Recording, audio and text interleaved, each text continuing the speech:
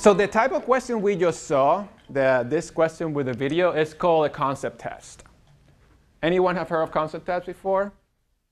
So the concept tests are questions that are, they usually have a right answer, but don't necessarily have to have a perfect answer. So this is another example of a concept test I use in my class. All other things equal, when the price of good X goes down, people usually buy more or less of the same. Right? So this is a concept. Now, this question is a concept test in which it's testing students' application of a process. It doesn't require students to do calculation, right? So when you have this type of questions, you get more likelihood of having different opinions or having different answers. Because there's no clear one answer. The student have to use what he learned in class and apply it. And they could, the 4 options could be possibly good. This one is actually a little better because it's harder and also it's more concrete. So this is a more concrete question, all right? So let's try this one, all right? So how many of you have taken economics? All right, so you feel good, all right? So let's see. Assuming all else is the same, when the price of bagels increase, the price of cream cheese is going to tend to. And if you want to collaborate with on yourself, feel free to do that, all right? And again, just imagine that you're playing for bonus points here, right? So you really want to be right. Okay, so click your answer okay, so I'm going to stop the counter. I can tell you that about 21% of you are right.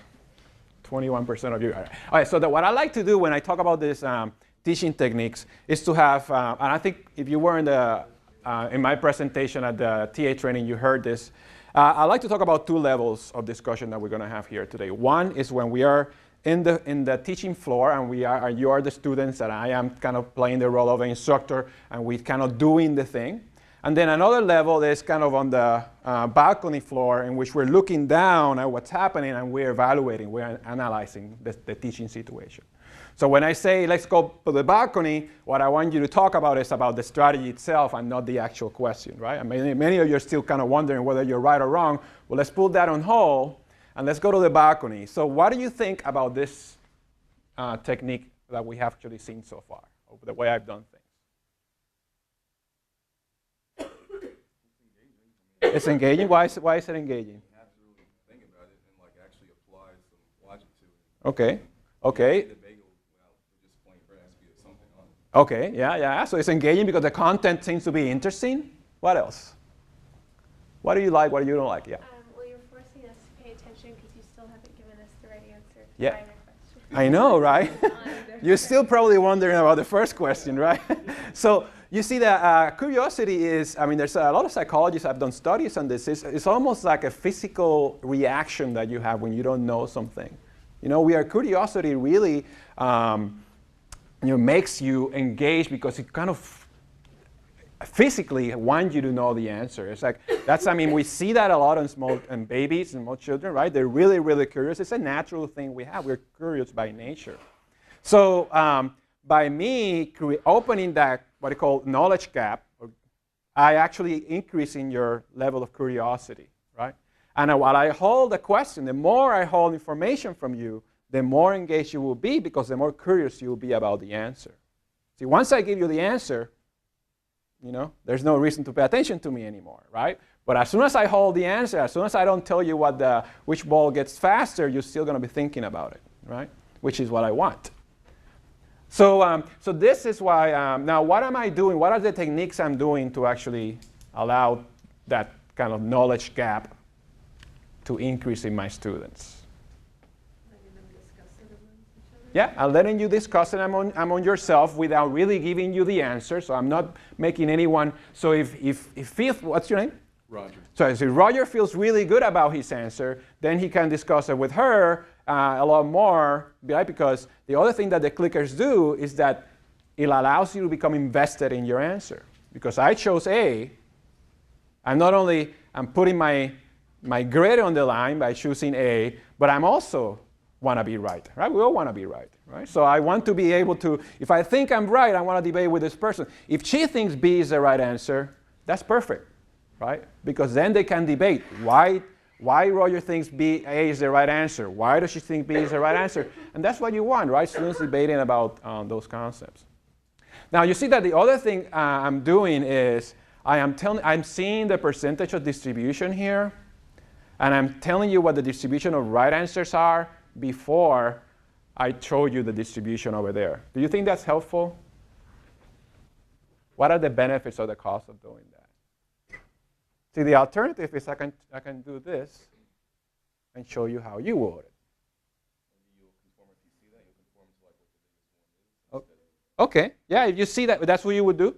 If you see that, if you're not really sure, you probably go with what? You might go with D or C, which seem to be the most popular, right? So if I show you the distribution, you might tend to go in the right way, in a particular way. Now, that's not necessarily a bad thing, right? Hypothetically, if I think D, if hypothetically, let's say A is the right answer, and most people are going for D or C, I might decide to show this to kind of test students even more, right? Because if D is what D is called a distractor, right? It's a choice that could be right, but it's not necessarily right, hypothetically. I haven't told you, right? So if it's in fact, I'm trying to make the distractor kind of confuse students by showing this, that the power of that distractor is actually intensified, right? Because now most people think the distractor is working really well. Let's say the answer is B, which in fact is the right answer in this case. All right.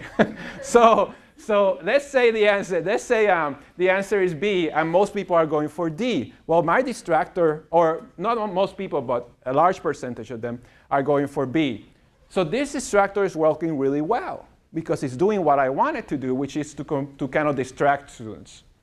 And when I show them this, I think most people will agree with you that they will go where the most people are, because if more people are having study or they're not grasping the concept very well, then they will go for what other people are saying, right? So in that case, the distractor have more power because it's distracting even more.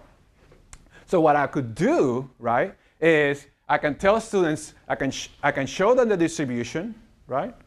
And then I can say, vote again. And what would we expect to happen?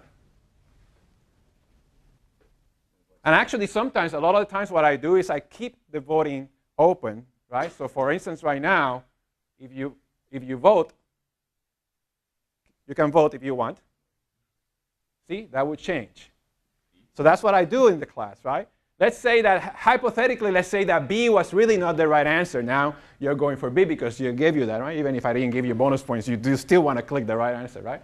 So, but suppose that B was the wrong answer, and people are going for B. Then what I can do is I stop and tell them, well, B is wrong, right? So I eliminate that one. So I eliminate the distractor that most people were going for, and I can say vote again, right? So now what I did with this one, well, these people are going for B. B is wrong. They will have to split themselves among those. They still don't know where to split themselves, because obviously the fact that they chose B means that they're actually not really sure. But there's definitely a percentage of people out there, of students out there, that felt kind of, not ambivalent about that distractor. And those people should be able to still find the correct one. And ideally, what you want is to continue to do that, right, in order to kind of test students' comprehensions and test students' kind of belief about what they think is right in this particular case. All right, questions about? So this technique was developed by this guy in Harvard called Eric Mazur, and it's called peer instruction. And it basically works in this way. You poll the students once, with them answering the question. With a question like this one, it should be conceptual, because if you have, like, for instance, a calculation problem, then if you get a calculation problem, what kind of answer you will expect, or what kind of distribution you will expect?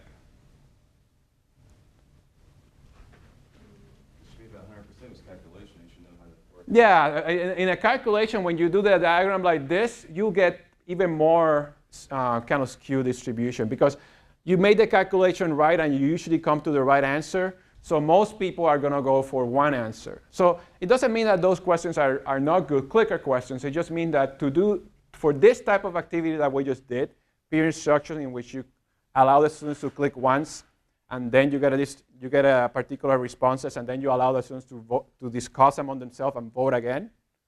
Calculation questions are not really good. Are better if you deal with questions like this ones, which are more conceptual.